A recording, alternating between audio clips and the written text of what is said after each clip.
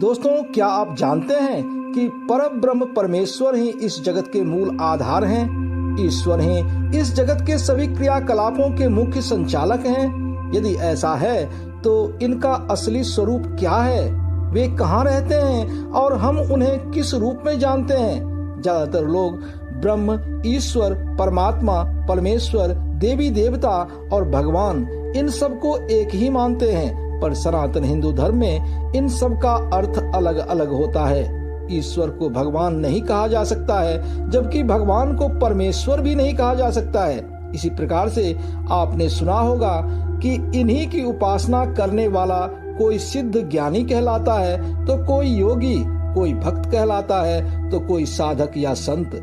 अब प्रश्न उठता है कि यदि ये सभी एक ही सर्वोच्च सत्ता के उपासक हैं, तो इनके अलग अलग नाम क्यों? पूजा पाठ तो हम साधारण लोग भी करते हैं, तो हम साधु या साध्वी क्यों नहीं कहलाते? आइए इस वीडियो में हम इन सभी प्रश्नों का उत्तर ढूंढने की कोशिश करते हैं। दोस्तों, मेरे वीडियो का उद्देश्य है भारतीय सनातन संस्कृति और उसके परंपराओं को जन जन तक पहुंचाना। अतः आपसे रिक्वेस्ट है कि सुपर थैंक्स के जरिए सहयोग कर आप भी मेरे इस मिशन का सहभागी बने।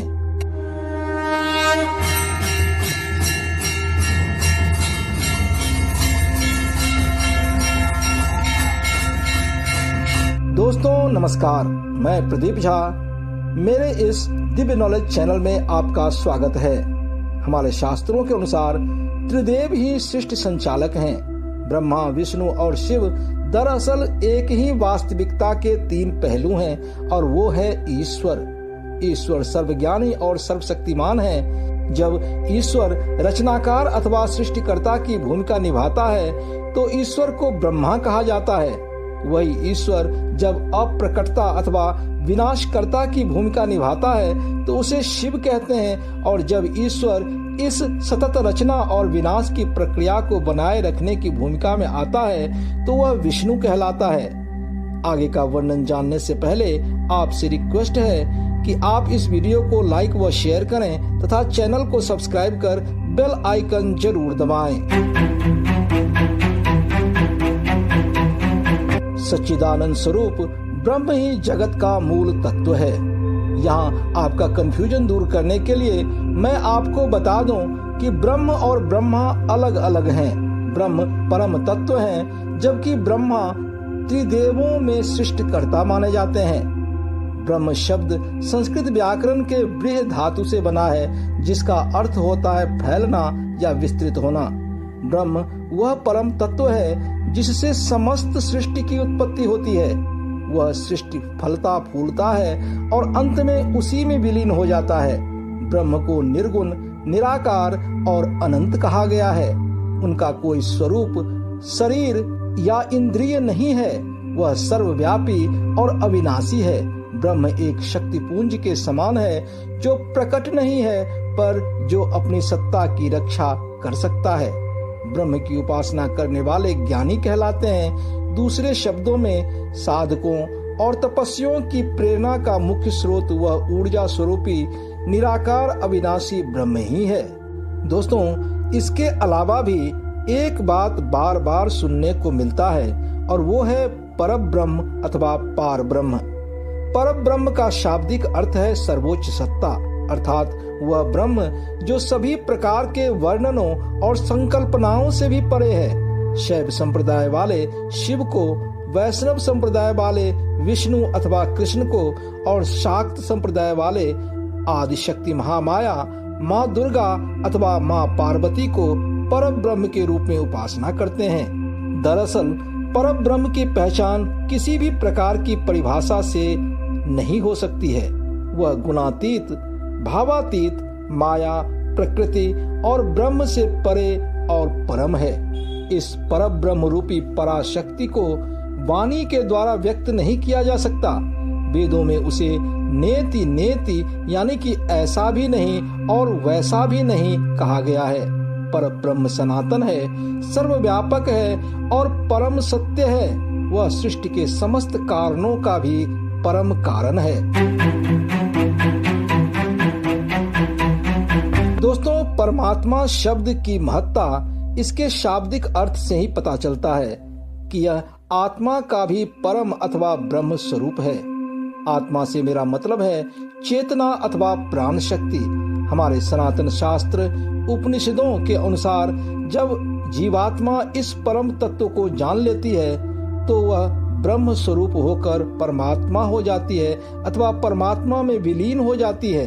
दरअसल परम तत्व के साकार रूप को परमात्मा कहते हैं। इसमें गुण और आकार दोनों होते हैं, लेकिन परमात्मा न तो अवतार लेते हैं न ही लीलाएं ही करते हैं। यह तीनों लोकों भूलोक, भूवरलोक और स्वर्गलोक के कण कण में विद्यमान है। महाविष्णु को परमात्मा का स्वरूप माना गया है, जो परम आनंददायी वैकुंठ लोक में निवास करते हैं। परमात्मा के 3 स्वरूप माने गए हैं।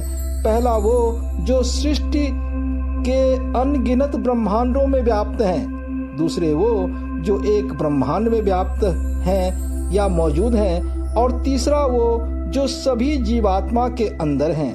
परमात्मा ही सभी जीवों का भरण पोषण करते हैं। इनकी उपासना योग शक्ति के माध्यम से की जा सकती है, इसलिए परमात्मा के उपासक योगी कहलाते हैं। दोस्तों, भग और वान धातुओं से मिलकर बना भगवान शब्द का अर्थ होता है ज्ञानवान, ऐश्वर्यवान या फिर सर्वशक्तिमान। भगवान शब्द का स्त्रीलिंग भगवती होता है। जैसे जैन कैवल्य ज्ञान प्राप्त व्यक्ति को तीर्थंकर या अरिहंत कहते हैं, बौद्ध संबुद्ध कहते हैं, वैसे ही हिंदू भगवान कहते हैं। श्रीमद् भागवत गीता के अनुसार भगवान के ये 6 प्रकार के ऐश्वर्य होते हैं: रूप, धन, ज्ञान, बल, प्रसिद्धि और वैराग्य।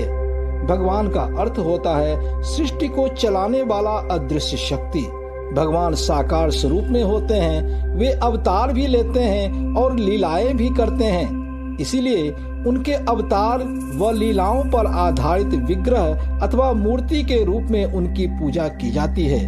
भगवान गुणी हैं, ज्ञानी हैं, साकार हैं, शक्तिपूर्ण हैं, ऐश्वर्यपूर्ण हैं और ओजस्वी तेज के स्वामी हैं। प्राणियों के कल्याण के लिए वे विभिन्न रूपों में प्रकट होते हैं। चूंकि भक्ति साधना के माध्यम से ही भगवान की प्राप्ति हो सकती है, इसलिए भगवान अथवा भगवती के उपासक भक्त कहलाते हैं।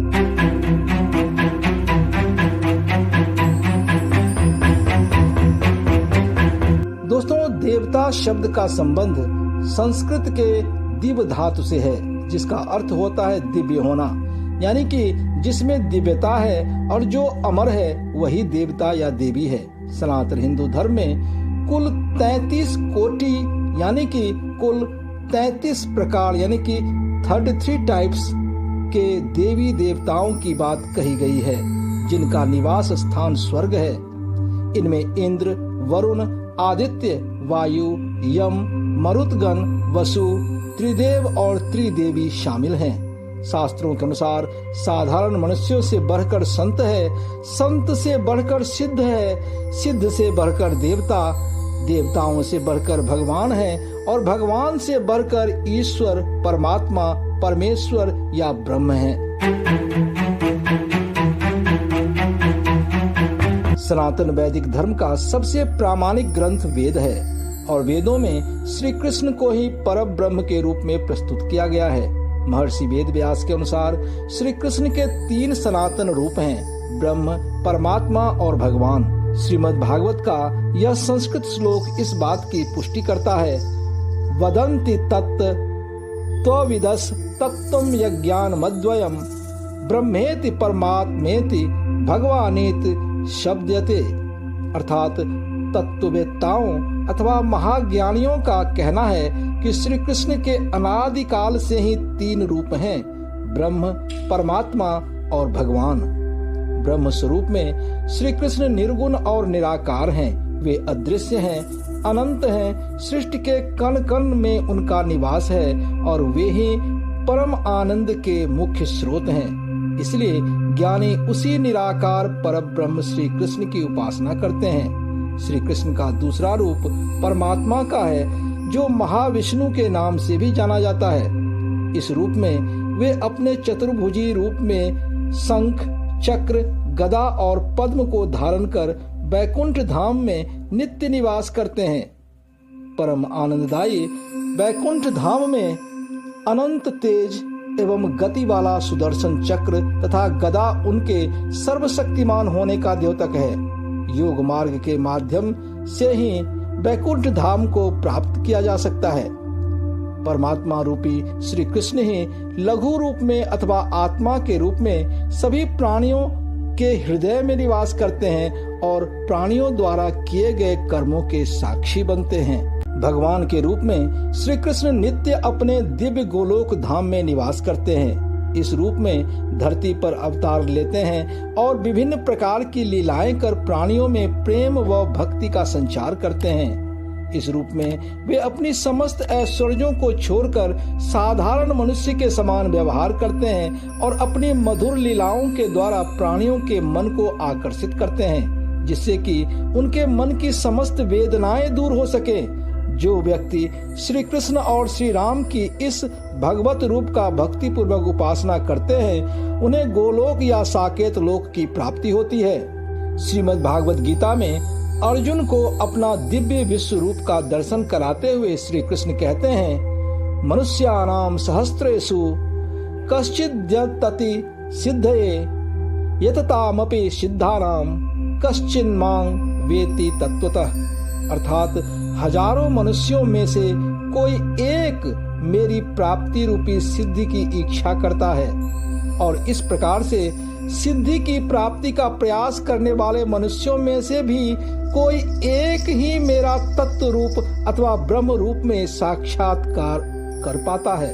इसलिए श्री कृष्ण कहते हैं कि योग साधना के द्वारा मेरे साकार परमात्मा स्वरूप का साक्षात्कार इससे आसान है, पर भक्ति मार्ग पर चलकर मेरे भगवान स्वरूप की प्राप्ति सबसे आसान है और फलदायी भी है। इस प्रकार से इस वीडियो में मैंने ईश्वर के स्वरूपों और उनके उपासना से संबंधित विभिन्न तरीकों के बीच के कंफ्यूजन को दूर करने का भरसक प्रयास किया है।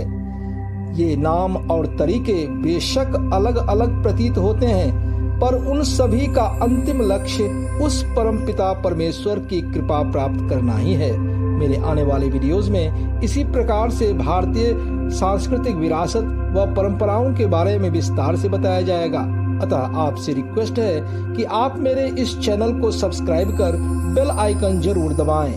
गर्व से कहो, हम हिंदू हैं। जय हिंद, जय जय सिया राम।